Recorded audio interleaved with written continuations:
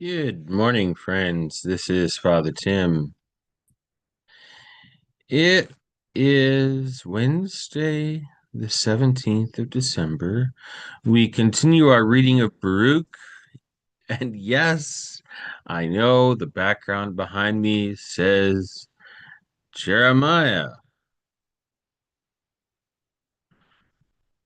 Why? When we're reading Baruch, we're in chapter 6, the final chapter of the apocryphal book of Baruch, which is also known as the letter of Jeremiah. Jeremiah and Baruch are deeply tied one to another, even in the Hebrew scriptures, even in the book of Jeremiah, one of the major prophetic books. Baruch is there. Baruch is the scribe who writes for the prophet. So, thus the reason why you see Jeremiah up at the beginning of this reading of Baruch. The final chapter. It's 72 verses. We're going to break it up, do a half of it roughly now and half the next time.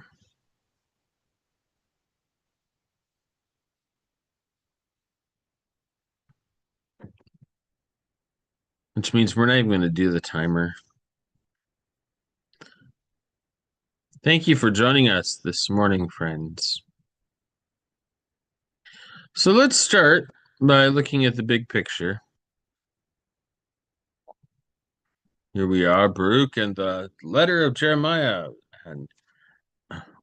or Baruch chapter 6. Now you'll notice when I go to the reading window, which has the Common English Bible and the New Revised Standard Version Updated Edition, that both of those treat the letter of Jeremiah as a separate book. And so it's chapter 1. There are some who do that. The original NRSV has it as chapter 6.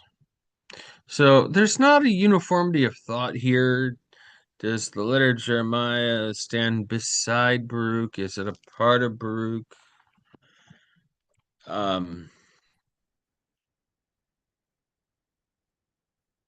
For simplicity's sake, we'll just say yes, it does, and it's chapter 6.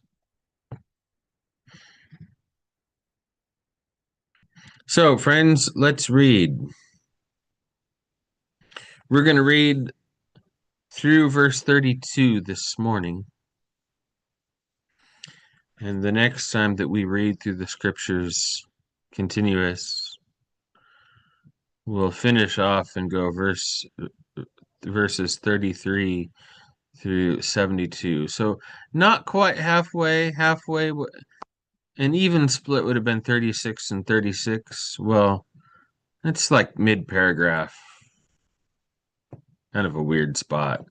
72 verses in the clip, that's a little longer than we tend to be. So, that in mind, let's come over here to our readings window.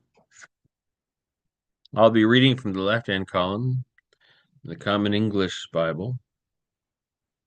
The right-hand column has the text is found in the New Revised Standard Version Updated Edition.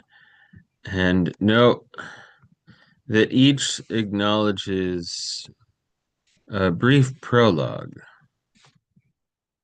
before the story begins.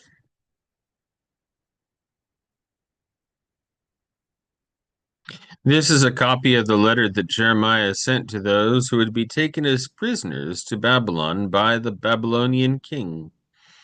Jeremiah wrote to give them the instructions that God imposed upon them. Because of the sins. No. Now, back over here. Reading from this column, left-hand column. I looked briefly at the right-hand column.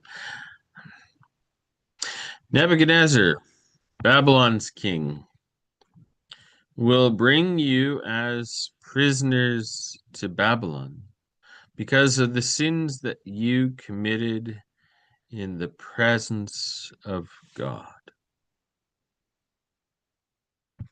When you enter Babylon, you will be there a long time, as long as 7 generations. Afterward, I will bring you out from there peacefully. In Babylon, you will see gods of silver, gold, and wood paraded on the Babylonians' shoulders. These gods inspire awe among the people. Be careful that you don't become like the Gentiles, letting fear of these gods grip you, especially when you see large crowds of people walking in front of them and behind them, worshiping them. But say to yourself, the Lord we want to but say to yourself, Lord, we want to worship you. For God's angel is with you, examining your souls. A carpenter smooths out the tongues of the idols. They are covered in gold and silver, but they are fake and unable to speak.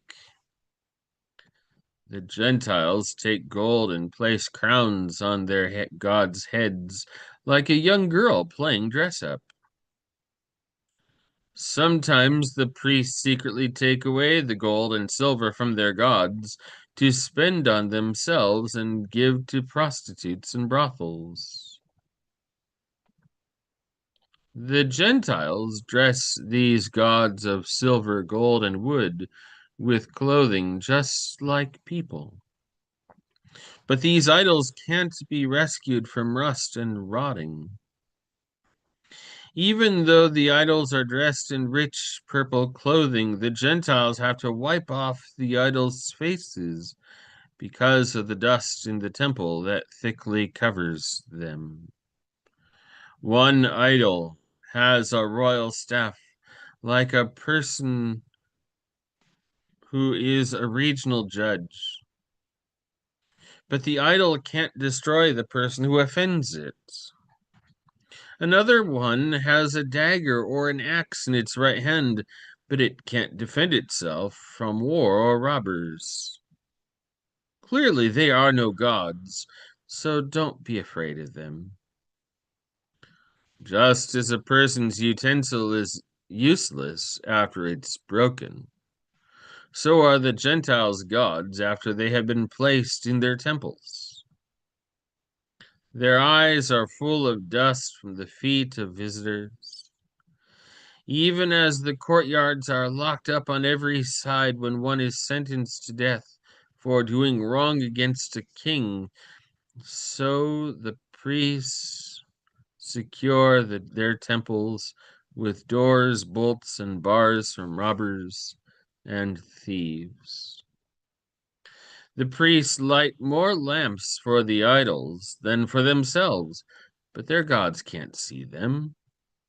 Their idols are just like the beams that support a house, but people say that their hearts melt before them.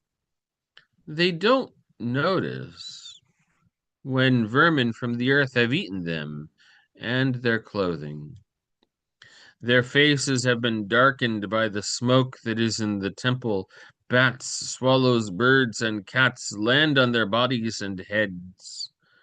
From this you will know that they aren't gods, so don't be afraid of them. As for the gold they wear, beautifully, The idols won't shine unless someone else wipes away the rust. They didn't have any feeling when they were made. They are purchased at great cost, but there is no breath in them. Since they have no feet, others carry them on their shoulders, demonstrating their worthlessness to people. Their servants are ashamed since the idols fall to the ground unless they steady them and hold them up. If anyone stands an idol up, it can't move by itself. If one is tilted over, it can't straighten itself up. Yet gifts are placed in front of them, just as people place gifts in front of the dead. Their priests misuse the sacrifices by selling them and using the money for themselves. Their wives also preserve some of the meat, but they don't share it with the poor or disabled. Menstruating women and others who have just given birth have handled their sacrifices. Since you know from these things that they aren't gods, don't be afraid of them. Why call them gods? Because women place food before these gods of silver, gold, and wood? Or because the priests sit in their temples with their garments torn and with their heads and beards shaved and their heads uncovered? They howl and shout in front of their gods as some do at a funeral feast for the dead. Yet the priests take the gods' clothing to dress their wives and children.